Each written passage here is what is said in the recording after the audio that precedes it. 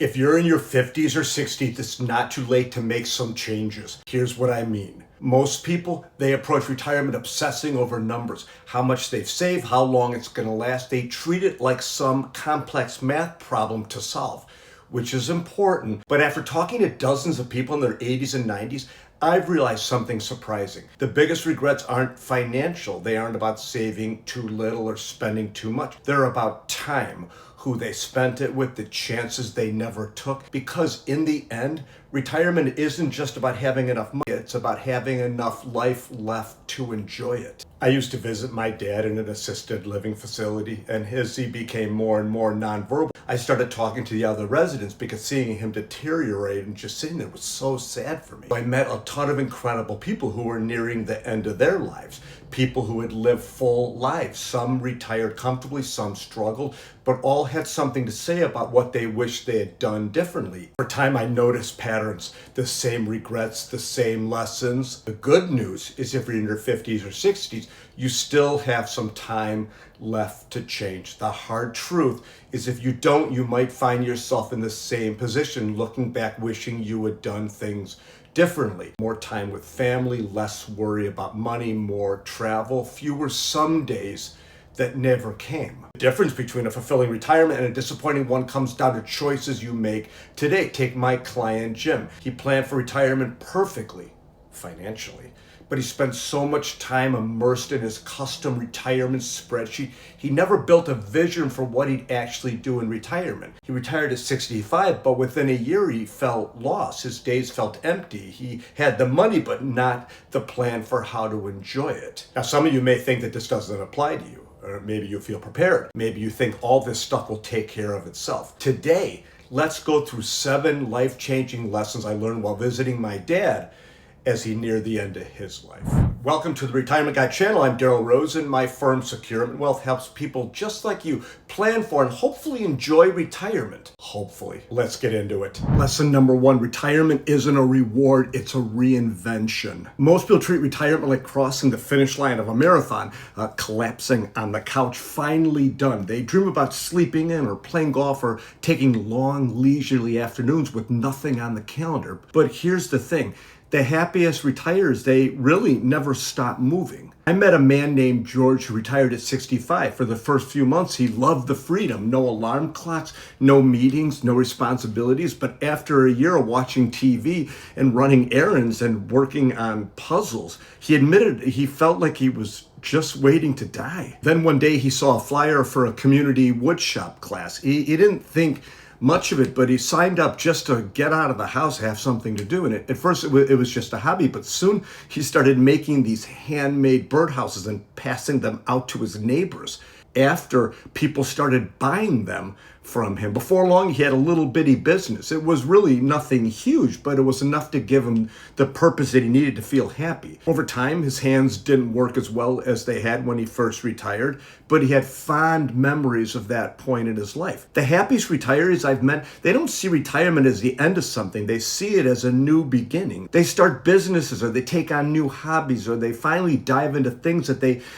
never had time for. They don't just stop working, they start living. What I learned from this gentleman was that retirement isn't about stopping, it's about starting something new. The second interesting lesson I learned is if you don't have younger friends, you'll feel old faster. Most people assume that aging is about biology, and it is to an extent. Your energy fades, your mind slows down a little bit, and your world naturally gets a little bit smaller. But after watching dozens of people in their 80s and 90s, I realized something, that aging isn't just about your body, it's also about your surrounding. The people who stayed sharp, curious, and engaged were often the ones who stayed connected in some way to younger people. I remember Margaret. She was 84, but she had a kind of lightness about her. She was quick-witted, she laughed easily, and she always seemed to have something interesting going on when I would stop by. The secret, she told me, every so often she had dinner with her 40-year-old neighbor and his 2 kids who would come visit her at the assisted living home. They keep me young and I remind them of what truly matters, she'd say. She was part of their family in a way that gave her life some energy. She knew what was going on in the world. She kept up with new technology,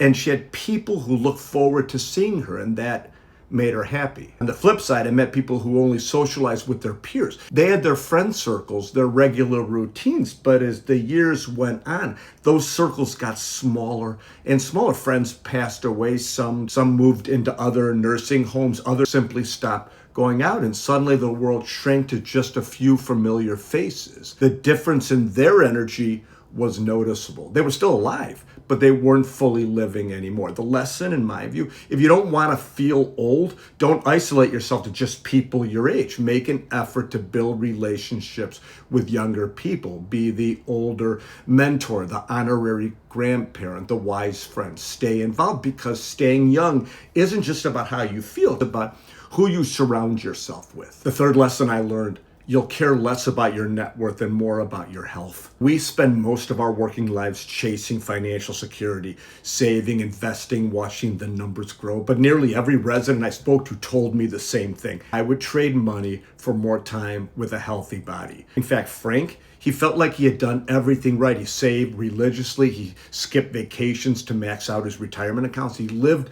below his means, always planning for later. His dream: travel the world in retirement. He wanted to walk the streets of Paris. He wanted to hike through national parks and see the world without the stress of work. But by the time he finally retired, his knees were shot. Walking long distances was painful. Stairs were a struggle. He still had the money, but he didn't have the mobility to enjoy it. He sat in his chair, shaking his head, and he told me I should have taken those trips in my 50s. I call this the zone of regret, when you realize you could have spent more, but no longer have the health to enjoy your money. The people who lived the fullest lives weren't necessarily the wealthiest, not by a long shot. They were the ones who prioritized their health as much as their finances. They stayed active, they stretched, something I need to do more of. They walked, they took care of their bodies, not just to live longer, but to actually enjoy those extra years so they were more livable. At the end of the day, your financial net worth means nothing if your body won't let you enjoy it. The fourth valuable lesson I learned was that things you think are embarrassing now won't really matter later. When you talk to people in their 80s and 90s, they almost never regret the things they tried and failed at. The business that didn't take off, the dance class where they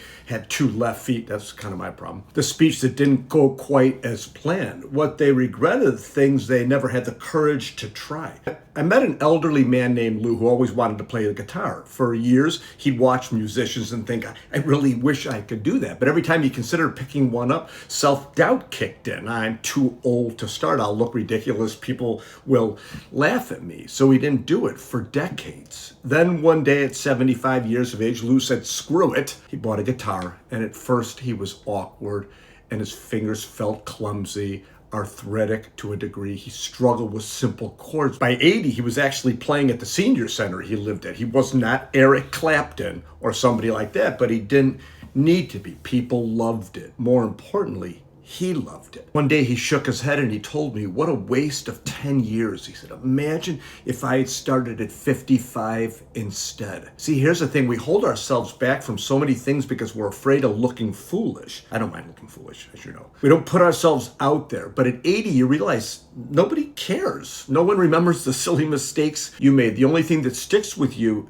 is regret. So if something excites you, but you're holding back out of fear, just do it. Because at 80, what I've learned is you won't care about how you looked. You'll only care that you did it. The fifth lesson is every decade you wait to make memories is a decade you never get back. This one really broke my heart. I met a woman named Alice who had spent her whole life planning for someday. She and her husband, they had always talked about traveling when they retired. I know they wanted to go to Italy, Australia, Alaska. They had a whole list of places they wanted to see, but every year there was a reason to wait, or work, or the kids' activities. They wanted to save a little more just to be safe. Then when they finally retired, her husband, Alice's husband, was diagnosed with early onset Alzheimer's. Their dream trips turned into doctor's appointments and blood tests. Instead of strolling through the streets of Rome, she was sitting in waiting rooms watching his memory slip away. We commiserated, her and I, because my dad was the same. One day she looked at me with tears in her eyes